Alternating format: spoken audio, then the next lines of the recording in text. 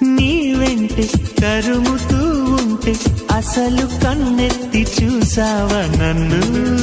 మరి నీ ముందే తిరుగుతూ ఉంటే ఎప్పుడు పన్నెత్తి పిలిచావా నన్ను?